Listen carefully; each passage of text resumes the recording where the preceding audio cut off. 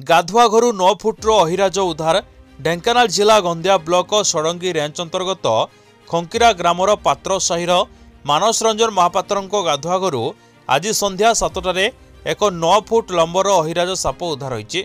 सर्प उद्धारकारी कर्मचारी सत्यसुंदर स्वाई और देवी प्रसन्न दास लिक्कू भाई उद्यम उद्धार कर सूचना अनुसार मानसंग गाधुआ घर सापर गर्जन शुणी परिवार लोक भयभीत हो वन कर्मचारी को जणाइथिले। खंकीरा वनरक्षी बलभद्र महांती सर्प उद्धारकारी दल सहित जोगाजोग करी सापटी को उद्धार करी निकट जंगल में छाड़िथिले।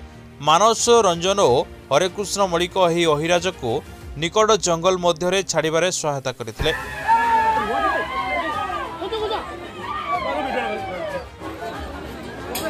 बैग अछि न बैग बैग मु किछि आनी तमे आन जबी हरिया हरिया आनी की हां बैग बैग ओटे बस्ताडे खोले खोले ना जल्दी जल्दी जल्दी हां गेला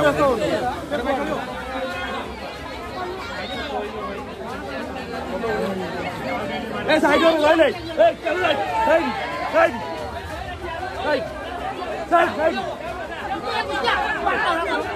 साप को